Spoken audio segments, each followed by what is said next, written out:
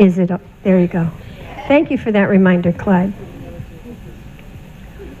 Because I want you to hear and engage in the practice of prayer with me.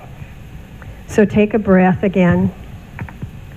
Settle into your seat, and if you're comfortable, close your eyes or soften your gaze. By whatever means, begin to pull your attention inward as we join together in prayer. Take a few slow, deep breaths.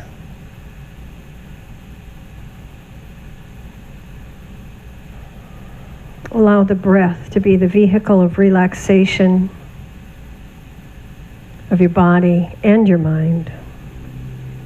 With each breath, you release any tension.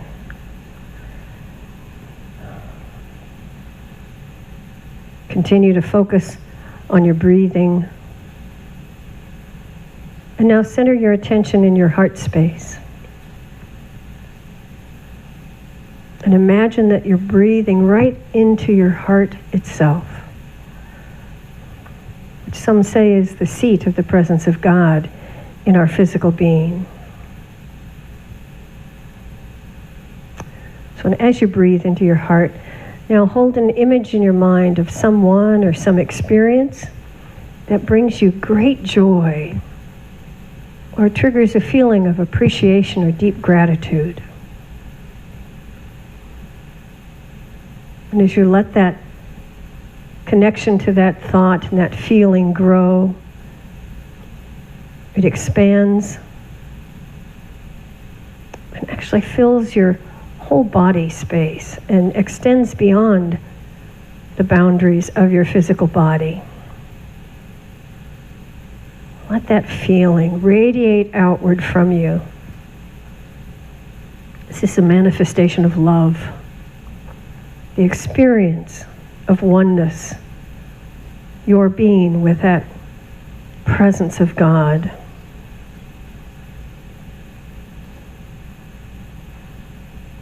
And as we connect both our feeling and our awareness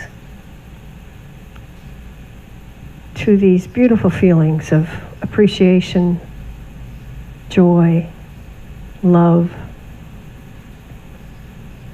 we bring our consciousness, our whole being, into alignment, into attunement with that divine presence. And we give thanks for the experience of being together as community, as fellow travelers in the journey, for the opportunity to explore and discover and express more of who we are as divine beings. For as we become more aware of the truth of our own self,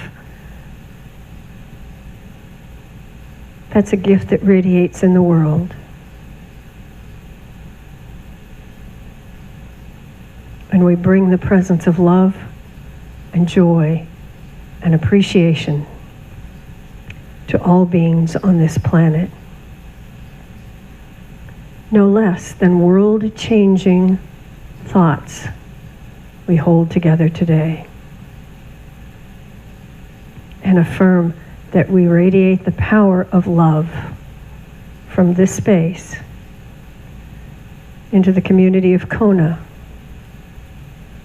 across our beloved Hawaii. And indeed, as there is no time and space to prevent the movement and activity of God, we radiate those feelings around the planet, expanding our own experience, touching hearts and minds for those who would hear and those who would see. And so it is. Thank you, God. Amen. Thank you. Oh. So let's begin by getting acquainted again for many of you. I'll model what I'm going to ask you to do. It's simple instructions there. I'd like you to share your name, so hopefully I can hold it through our afternoon together, if I haven't already captured it. And something that drives your passion, something that makes your heart sing. Share just one thought, one idea that falls into that category, that description for you. So I'm Margie Hyatt. I have lots of passions. But today the one I'll speak about, because it's calling me again, is textile art.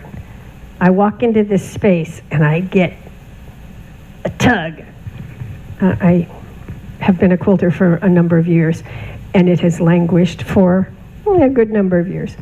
So textile art is one of my passions.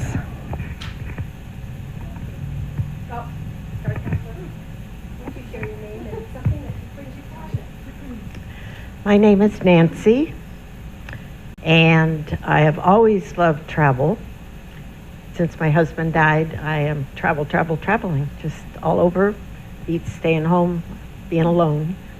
And I mostly like to meet the people. And you're talking about sending love out.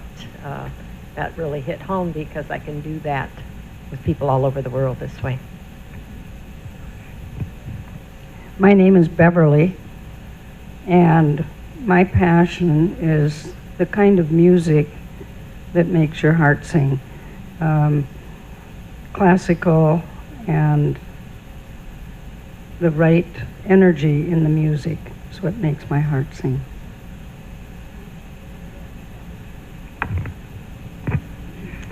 My name's Kathy, and I would say, well, singing actually makes my heart sing. And I also enjoy people and being supportive and loving, and I'm doing a lot of that lately, it seems like, amongst my crowd. So it gives me great pleasure. Aloha, my name's Jane, and my passion since I can remember is nature. And even as a little girl, I remember being 3 or 4, and I was the youngest, and I would even talk to the ants. And I remember crawling up and getting my mom's sugar jar and walking around the block and leaving a little spoonful of sugar at each ant hill. My name is Mamie, and my passion is people. I love getting together with a group, talking stories, laughing. And my second passion is volunteering. And my disappointment is keeping house. My name is Dondi, and I have 2 passions. Passion for music. I love music. My other passion is my grandchildren. My name is Carla Sire. My passion is sewing. When Margie was here last time, I just drug out all of my projects that were completed and uncompleted, and we kind of shared on that. And my second passion is my children and grandchildren. My name is Clyde, and my passion is singing in the spirit.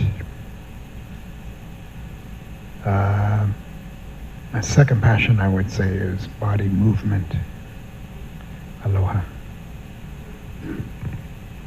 I'm Chris, and I would say I have a couple different ones. One is swimming in the ocean, snorkeling with the fish, and swimming with the dolphins, which is so joyful. And I love nature also. I love when I walk around and when I take a walk and I pick up flowers and I just listen to the birds. And that seems to be when I get so much information from my guides and angels, is when I'm, and they just keep talking to me. It's just so profound. And I also love energy work, doing healing and Reiki and things like that. Thank you, guys. Hi. My name is Yvonne, and I've been a writer since I was a little girl, and I just finally, after getting an education and pleasing my parents, I finally wrote my first novel and got a publisher about foster care. But what surprises me is I also have a passion for other writers and helping them with their voices, because I started a book blog just to start a platform, and doing book reviews, book promotions, just helping other writers too. So it builds community, and just to know they don't have to keep all their stuff down. So. Hi, I'm Barbara, and my biggest passion is clay. I love sculpting, I love building. I love the feel of it, the touch of it, the smell of it, and I'm most grateful for my mistakes and my successes. So, clay. Oh. There's a little show at the Donkey Mill right now until the 23rd, and it's called Beginning Mind. So those of us that had taken classes in a specific period of time were asked to put some of our pieces on showcase. So it's out there till the 23rd. So.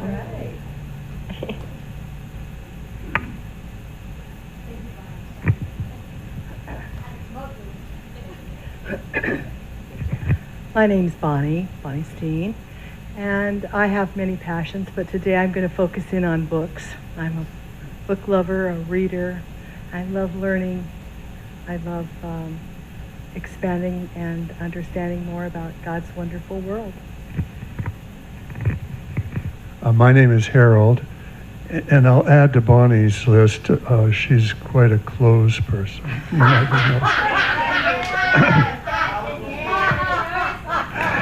Anyway. Tell all the secrets. Go.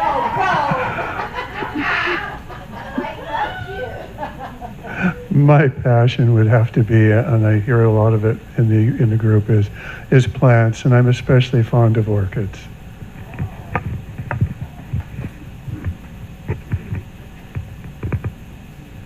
Well, thank you all. That was a lovely little window into getting a glimpse of some of you that, especially those that I haven't spent time with. I can attest that Kathy's all about loving support, because I've been receiving that since Friday morning when I arrived, staying in her lovely home. And she is indeed taking care of me this weekend quite wonderfully. I'm very grateful. And your passions are an indication of the journey you're on and perhaps where you're headed. And they illuminate for you the opportunities that may lay ahead. And you might ponder while we go through this afternoon if there are passions that you've ignored or set aside. We all have more than one, right? A long list. I could nod to almost, in agreement with almost everybody's, yes, in fact, universally, everybody's comment about, yeah, that too, that's on my list. And we are passionate creatures, and that expresses the personality we bring to this life that we're living, but it also is a reflection of the divine true self that we are, because contained in all of our passions are the gifts that we have to offer in life, that we have to share with the world. And this community stands on the foundation of all of your gifts, individually and collectively.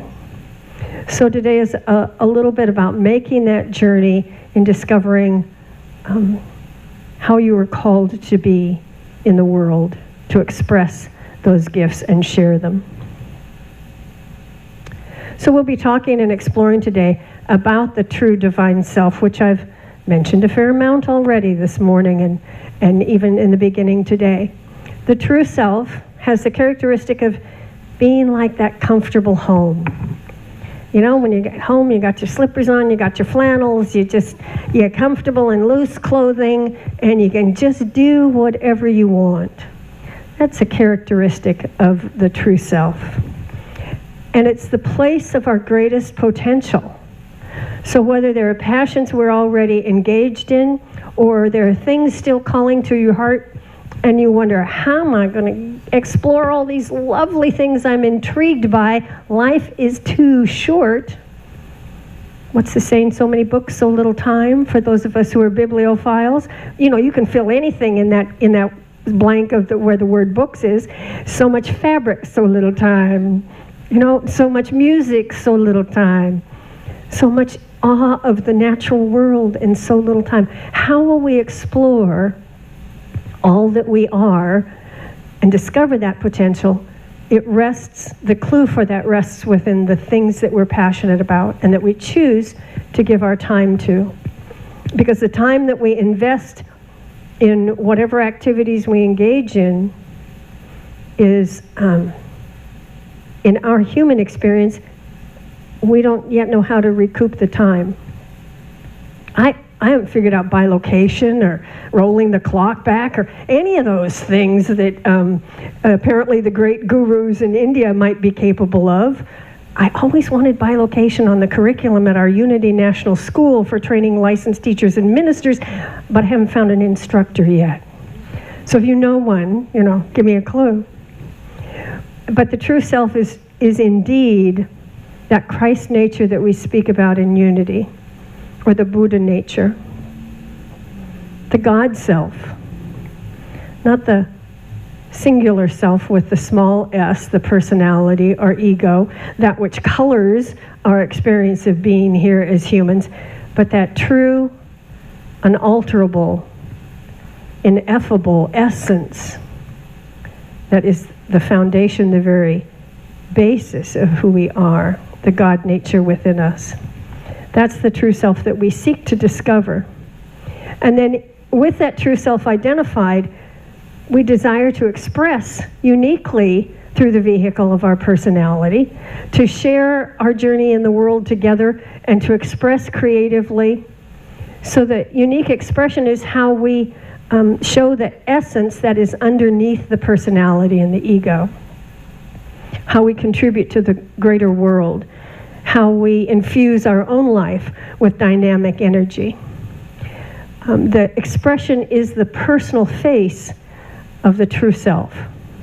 The true self is the inner being. The expression is our human doing. Inner self is human beingness.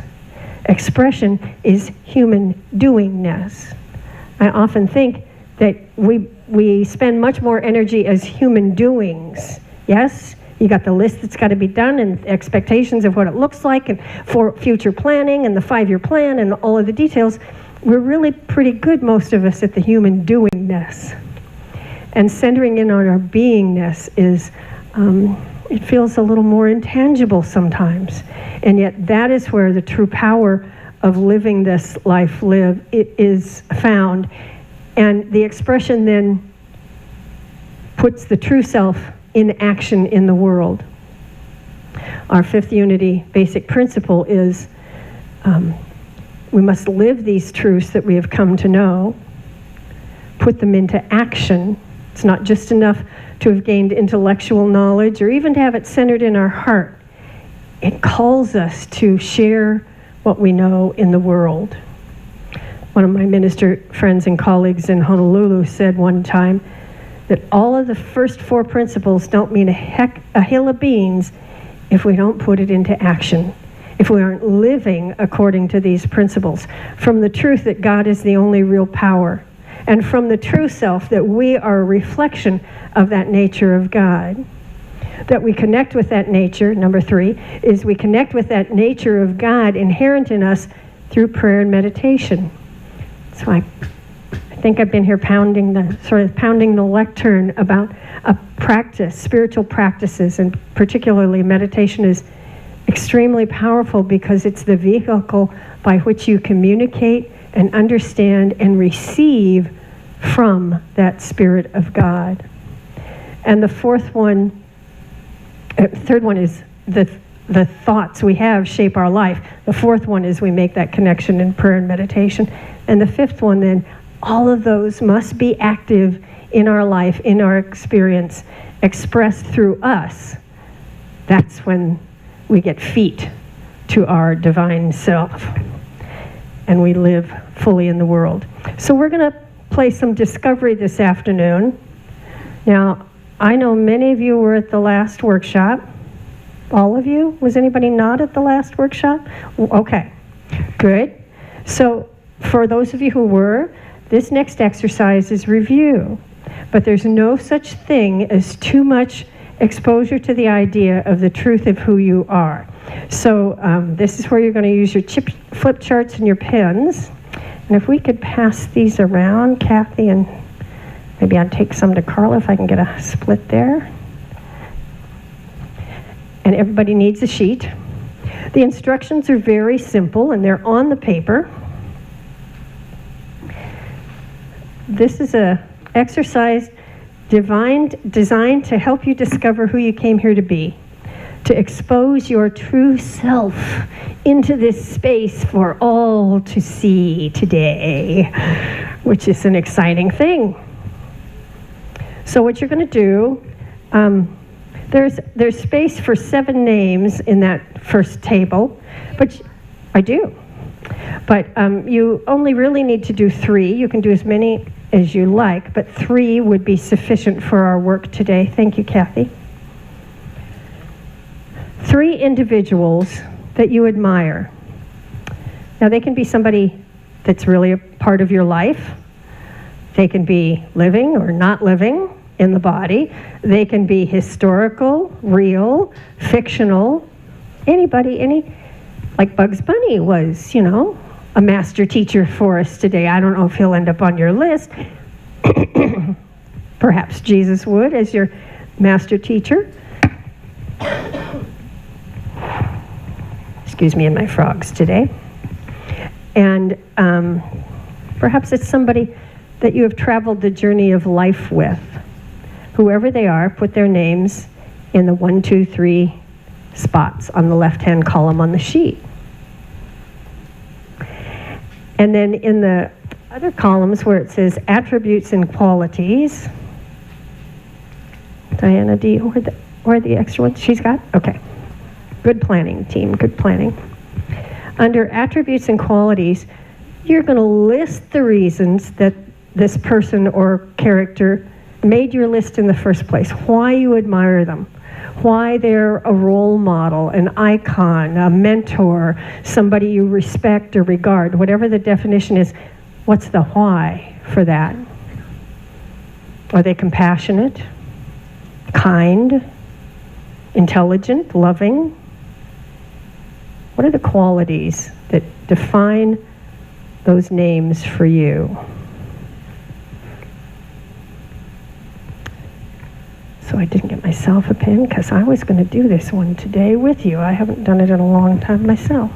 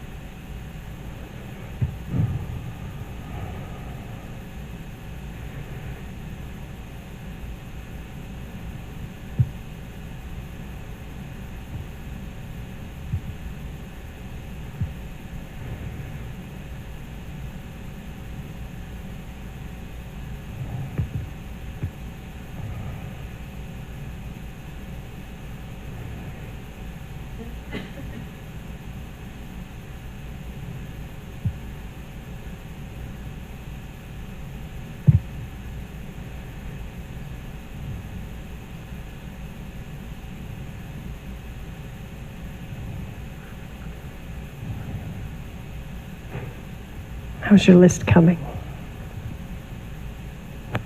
Need more time? Raise your hand. Okay.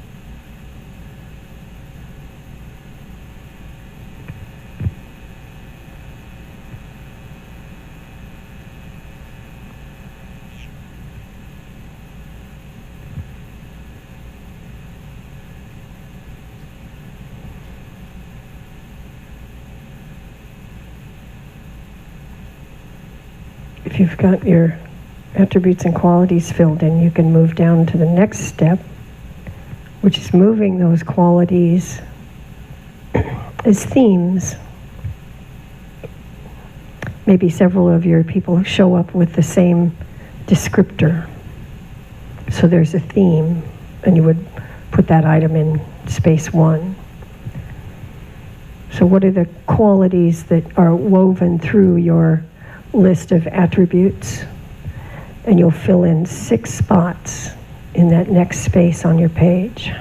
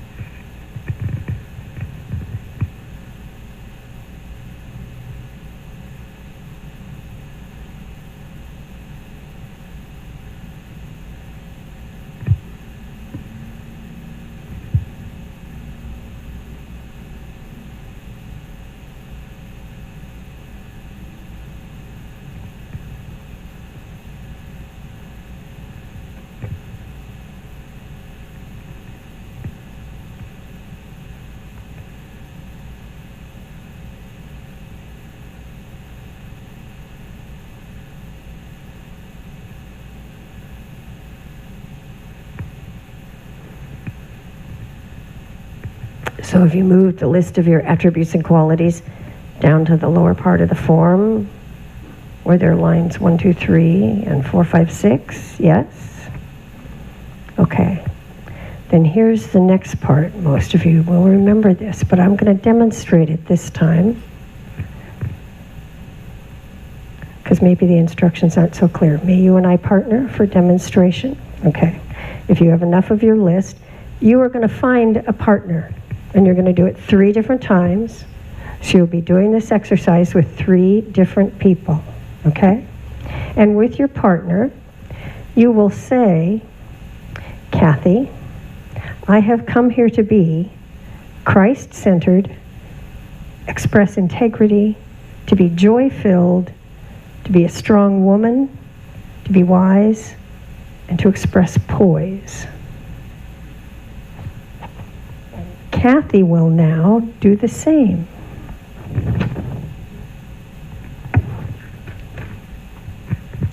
Margie, I have come here to be charismatic, well-spoken, compassionate, help in people's transformation, and saintly. And so you have, and so you are. Okay, got it? So find partner 1, do that exchange, and then do it 2 more times with 2 different people, okay? Everybody go.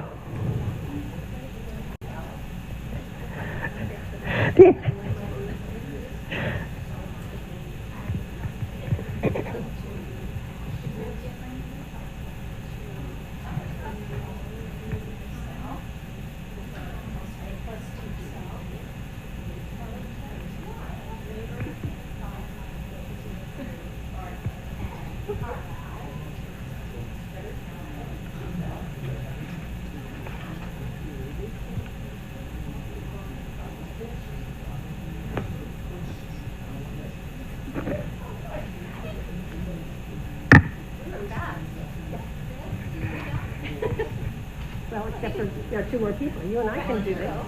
Yeah. Alrighty. Yeah. Margie, I came to be compassionate, thoughtful, truthful, kind, easygoing, and a teacher. See all that in there. Carla, I came to be Christ-centered, to express integrity, strength, wisdom, poise, and to be joy-filled. I see those all in my Thank you. And so do you.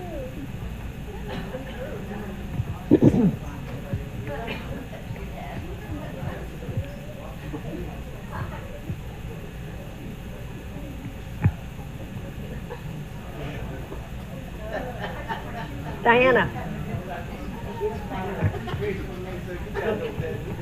Margie, I have come here to be unconditional love, compassionate, fun-filled, trustworthy, humorous, and helpful and transformative. I see all of that in you. Diana, I have come here to be Christ-centered, to express integrity, joy, strength, and wisdom, and to be the presence of poise.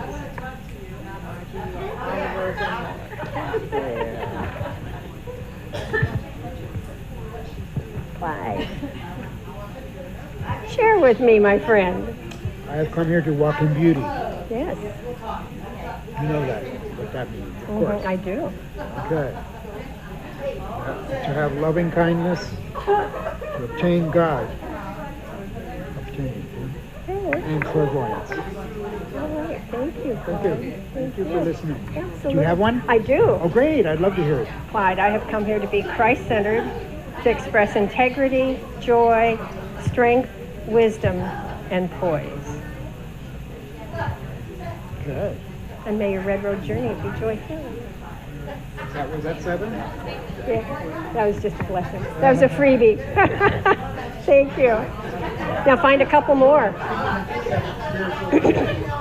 Yes. Yes.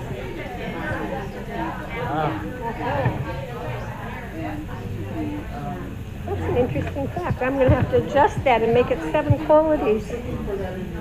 Yeah.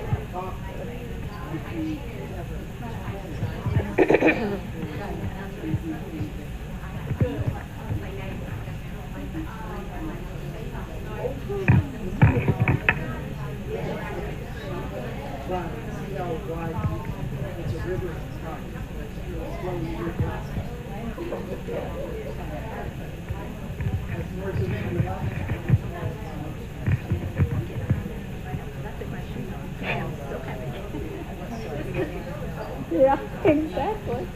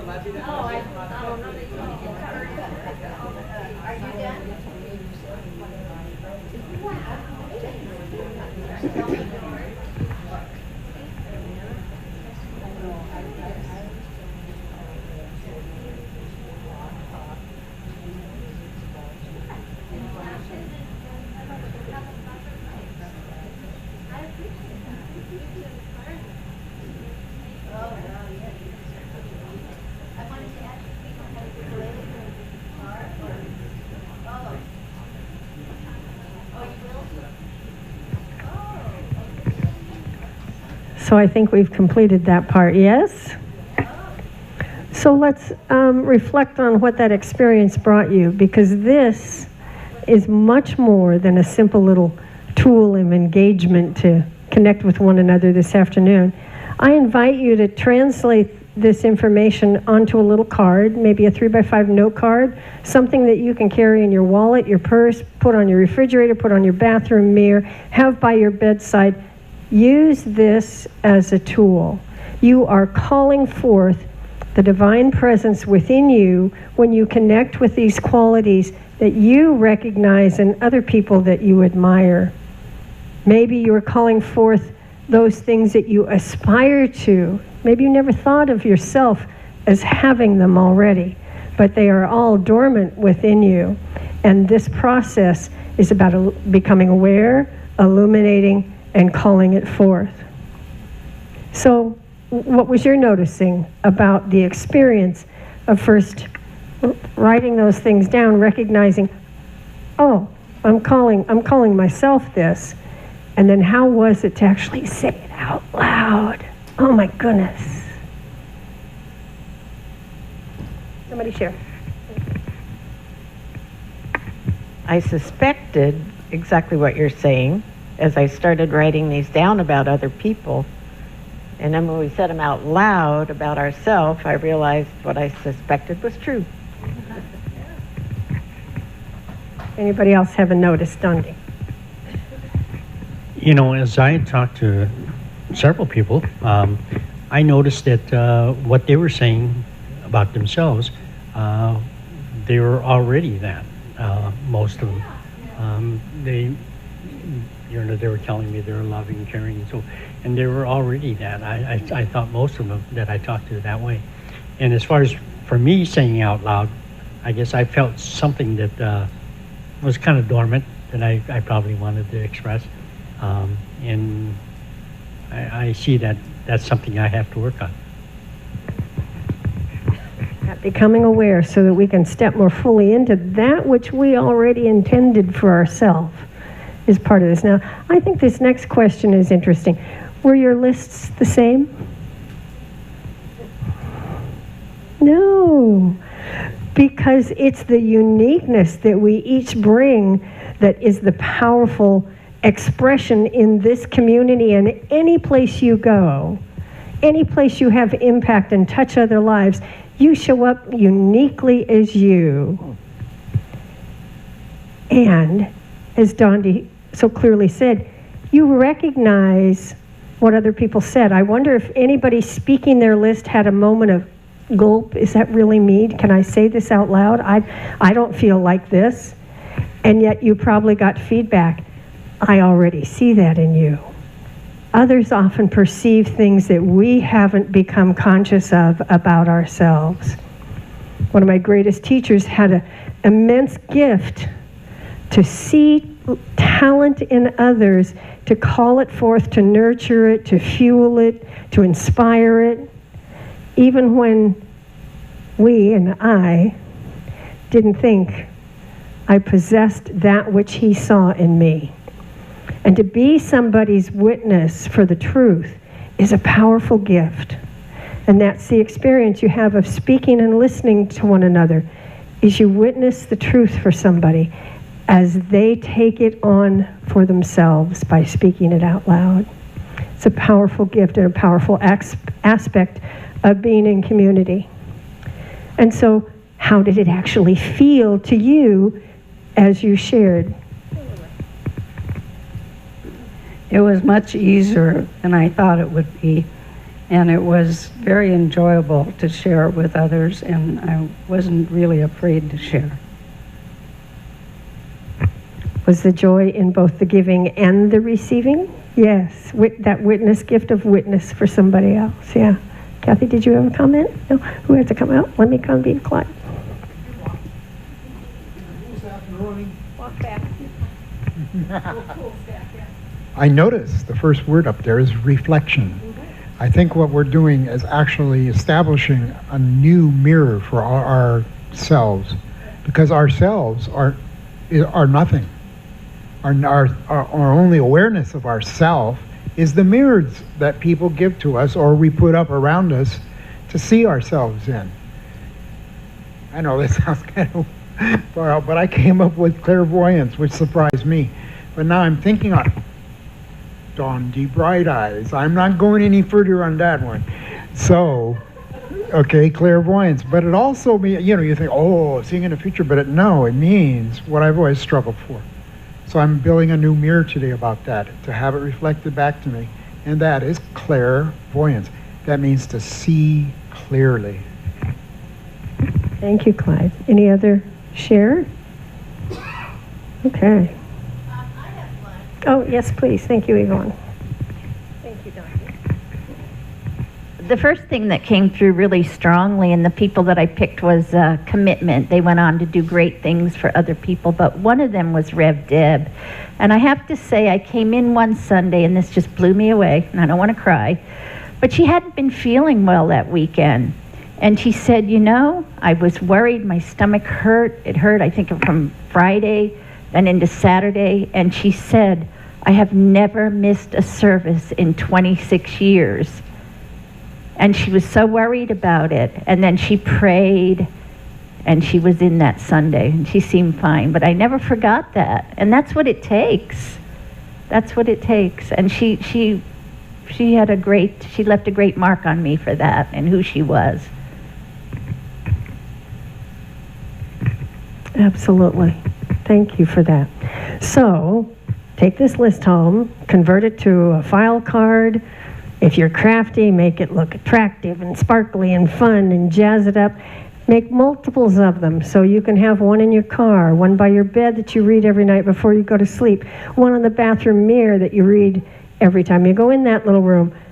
Make use of this because it is the call from your soul to leave your soul print on the world, your unique soul print. I invite you to turn this into more than just the exercise of today, but something useful to explore and continue.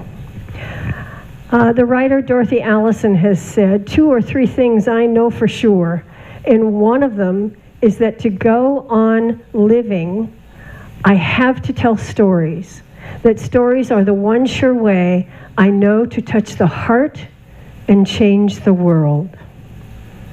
So you were telling many stories today, and I loved watching the connections that you made just simply sharing a list.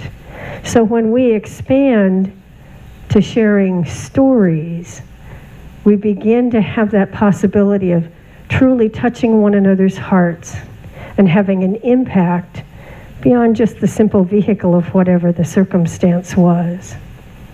I spent the evening with some people last night, and it was full of stories, which created laughter and connection and joy and the appreciation of being together. We are kind of story-making machines, we humans. Now, in the best possible sense, stories are a vehicle of connection, of changing the heart. They sometimes can be the way we trap ourselves in our past and in that which we really don't choose to stay connected to, but we keep telling the story. So one of my tasks as a coach and a facilitator is to help people release that story, to remind them that they're saying yet again the very thing they do not want to occur in their life, but they're giving it life by repeating the story. Do you know this experience? Do you have a friend that tells you the same sad story over and over? Do you catch yourself, doggone, telling the same story? I raised my hand to that one.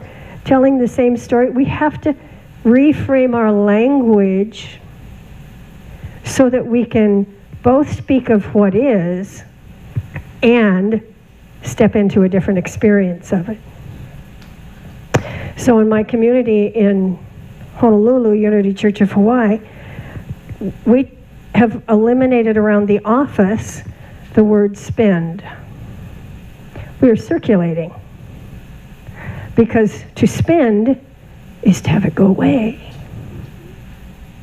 But if you're circulating a resource, then when you pay that electric bill, you are receiving the benefit, you are receiving the exchange, You are creating a circle of continuing activity.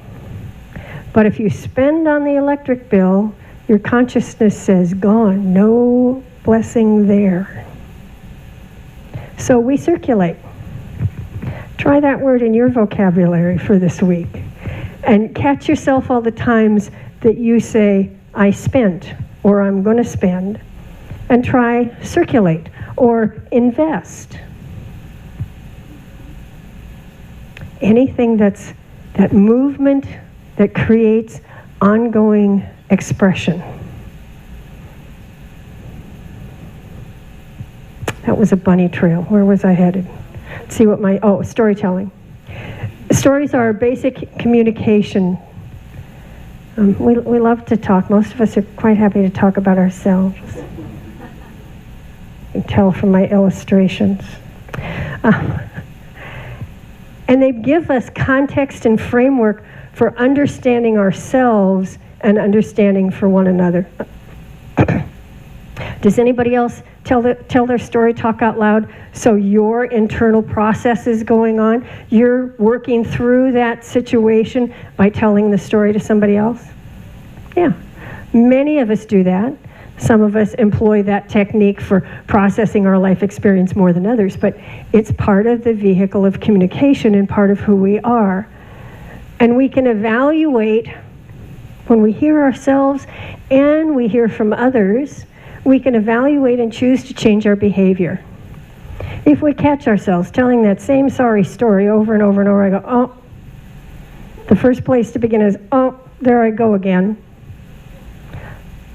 Let me shift that energy. Uh-oh, I'm doing it one more time. Let me make a change. Oh, I just said spend. And I mean circulate, because I engage in the ongoing process of the energy of life.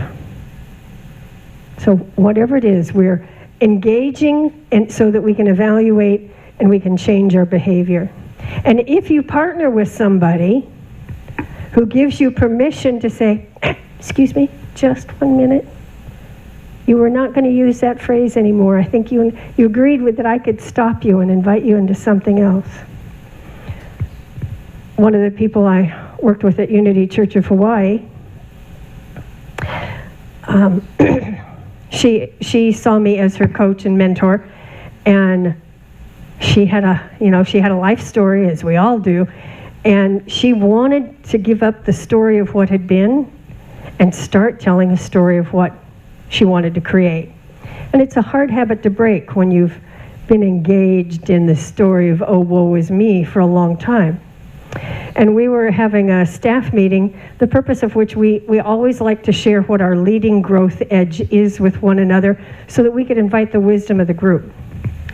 And she shifted from just talking about her growth edge into that old story. And I was sitting elbow at elbow with her, and I went, and she kept going, she kept going, excuse me. I finally said, different story. You know, I was trying to humorously and subtly get her attention without saying, oh, you're doing it one more time. But that was my agreement with her. And so I was trying to call her awareness to it. And she paused for a moment and looked at me. She'd been going on about the victim story, how everything was wrong, and it was somebody else's fault. And she caught what I was doing, that I was asking her to interrupt herself, and she said, well, what I meant to say is I'm so surprised at my plan. Not somebody else's fault done to her. She got it. She had to shift it, take responsibility, take ownership, so then she could stand in that place of recognizing what change she wanted and affect the change of behavior. Became the biggest code phrase we had around the office for a long time. I'm so surprised at my plan. Not, you made me do it, or that thing happened because of somebody else's fault or blame. No, I'm in it, so I was so surprised at my plan there for a moment until I woke up and said, let me try something different. And then this allows us to discern how we can best express our true self. By recognizing it was our plan that didn't go the way we wanted, and we can choose a new plan. We can change, we can transfer that ticket, hallelujah. We can shape things differently as soon as we become aware and make a new choice, head down a new road. So once upon a time is the gift of storytelling, that we can shift and change, hear our stories more clearly, and most importantly, write or speak a whole new experience through the stories we tell about our own life. It gives us this framework to awaken to the true self. We have an opportunity to be connecting with one another, to recognize that we are part of an interconnected web of life, and to shift and change so that we can fully express the truest self that we bring to the table.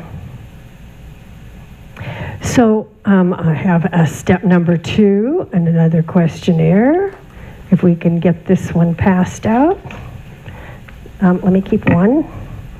And then that stack is all of them. Thank you. So this is a self-reflective activity when you get this sheet. There are 5 questions, but I'd invite you to pick 3, 2 or 3 for this, for a short bit of 10 minutes, and you can do the rest as joy work when you're home this week if you'd like to pursue exploring all of these areas.